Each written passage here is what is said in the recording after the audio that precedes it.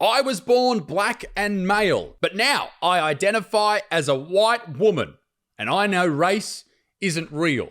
My name's Isaac Butterfield, welcome to the channel, and this is real life. I tell you what, I have no knowledge of this person or this story. I'm looking at it for the very first time, but I'd just like to say two things. Number one, as a white man, how dare you appropriate my culture? All right, this is something I'm very proud of and I really identify with. And secondly, somewhat on topic, I guess, Black Friday sale of my book is now on sale, 25% off. Betterman, it's a great book, a great read. Go and check it out. It's amazing and you're gonna bloody love it, I promise. Now, you may see this story as ridiculous and silly and just someone screeching out for attention.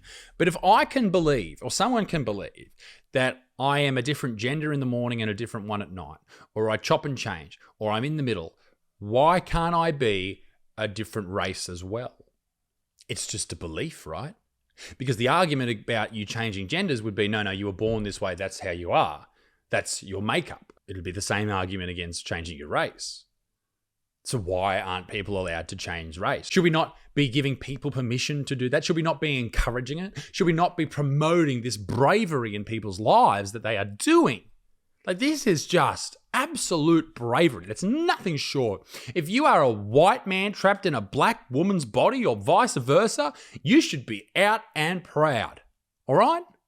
Good. Like many young women, Dr. Ronnie Gladden grew up wanting to be like Snow White. Fantasized about a Pride and the Prejudice lifestyle, me too, bud, and wanted to emulate Ellie Fanning's fashion. Who the fuck is Ellie Fanning? I have no idea. Ronnie dreamed of lying out in the sun, getting a tan, and you're black. Fair enough. I'm not black, but I don't think black people get tans. Do you? I don't know. Anyway, also dreamt of having blonde hair that grew lighter in the summer. This wasn't a typical set of ambitions, however, because Ronnie was a black boy growing up in Cincinnati's West Side.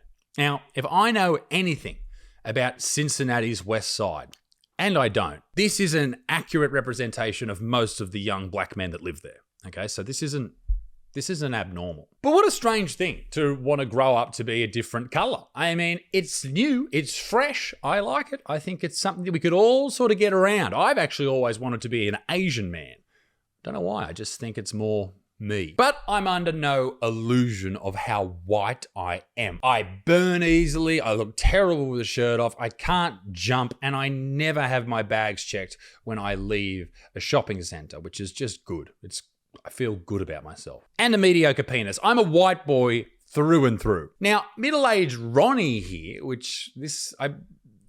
just looking at this person, I'm like, what the Ronnie's a tenured professor of English at Cincinnati State Technical and Community College. Tenure means you basically can't be fired. But don't you think if you were running that college and someone's coming out saying, hey, listen, I'm a black dude, but I feel like I'm a white woman and I'm going to live my life as a white woman and tell everyone I'm a white woman. Don't you think that person should be at least brought into some sort of meeting and they say, hey, can you just fucking teach people rather than putting this shit out on the internet? No one gives a fuck, all right? No one cares how you feel about what race you are. You are a black dude. That's great. Be a black dude. If you're a white dude, that's great. Be a white dude. But if you want to be both or somewhere in the middle or chop and change, don't go out on social media and make your whole life, your whole personality about the fact in your own mind that you are born as the wrong race. You're not. And because Ronnie is a tenured professor, but that should give you all the information you know. We know that the education department is infiltrated by the most insane humans of all time, allegedly. Ronnie is a public speaker and actor and uses this platform to promote what he calls transracial identity. Very nice. Just for the record, this is the person we're talking about in this video. Yeah, that's Ronnie. That's white lady Ronnie. Despite being born black and male, Ronnie, who uses the pronoun they, Christ, now identifies as a white woman, regardless of outward appearance, saying there is a repressed white female identity. I wish I was a repressed white female, living my life with a Stanley Cup and PCOS. I feel like I'm just missing out, to be honest. Okay, let's find out a little bit more about old Ronnie, they, them regularly speaks about identity, diversity, and belonging for K to 12 schools. Is that who you want talking to your kids about belonging? Someone who thinks they're a white woman as a black man? Universities and non-profits. Now, if you're talking to other like-minded people at a fucking event, then go for it, whatever. They're paying money to be there. Okay, fine, they're adults. But introducing this shit to kids is strange. It is just strange because you can say this. You can't say it the other way around. But if you think you're a different race, you're wrong. You're just wrong. You can't say it about any other sort of identifications that people have. But about race, you can't. Rachel Dolezal, she claimed to be black and wasn't. Kamala Harris was Indian for a while.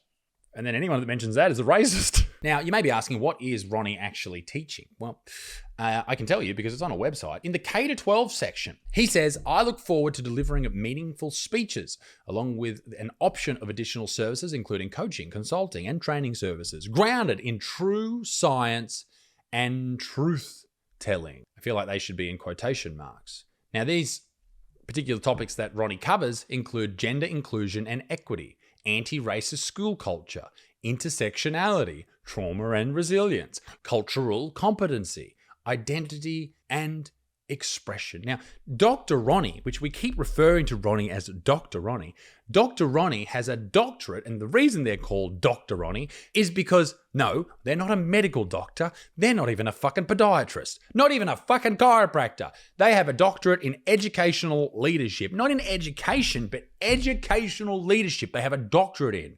Do not call yourself doctor when you know a lot about teaching fucking teachers how to lead. That's not a doctor. If someone is dying on an aeroplane and they say, hey, was there any doctors on board? And Ronnie's like, fuck yeah, I'm a doctor. I'm a white female repressed doctor.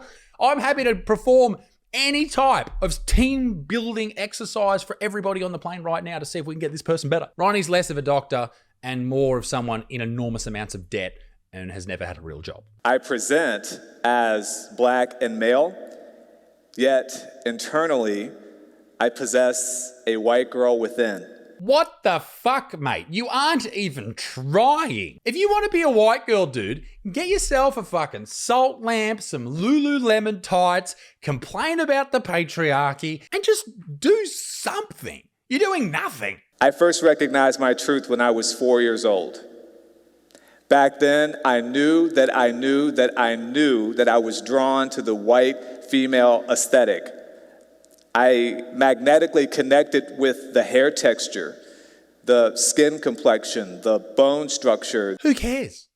Who has this much spare time? I ask you, I beg you to tell me, who has this much time? And now, ladies and gentlemen, it is my unfortunate duty to inform all of you that Ronnie's written a book. It's called White Girl Within. Ronnie, author of White Girl Within, has researched and compiled their work into the perfect book to inspire LGBTQ plus youth to embrace who they truly are. Available everywhere soon. Told through dreams, domestic violence, dramatic reenactments, and semi-autobiographical reflections and social critique, White Girl Within, letters of self-discovery between a transgender and a transracial black man and his inner female, by award-winning educator Dr. Ronnie fucking Gladden, tells the true-to-life and improbable story of a black man named Ronnie who is struggling with an internalized and nameless white girl identity. If this was around the other way, would it be appropriate if I started saying that I was a black girl? Like, would that be accepted? Would that be all right? Or would I be considered racist? Just an interesting question. Now, the book itself is uniquely structured, apparently, where it is a series of letters written between Ronnie and this girl. Readers will get to experience how popular culture and arts immersion served as a buffer between the complex interactions involving the two of them, at least for most of the time. Wow. It goes on, and then I think this is the most important part. It says, Ronnie, who has been in therapy for almost 2 decades, said that transitioning from the inside out is something they've spent much time thinking about. According to Ronnie, while growing up, they saw themselves reflected in a number of women, including Full House character Kimmy Glibber, rock star Joan Jett, and actor Anne. You're not Anne Hathaway. Compare the pair. Not Anne Hathaway. You are. That's like me saying I'm the fucking Rock. or Barack Obama or any Sudanese gentleman. I'm just not. You can identify as that. It's not you. I don't want to be rude, but shut up, Ronnie. All right? You can't be a different race. End of story. Ladies and gentlemen, check out my book, Betterman. It's on sale right now. 25% off for Black Friday. Or if you identify as White Friday, whatever. I don't judge. I don't see colour. Be a cool motherfucker. Peace in the Middle East. Big stinks. Toodaloo, au revoir. Bye-bye.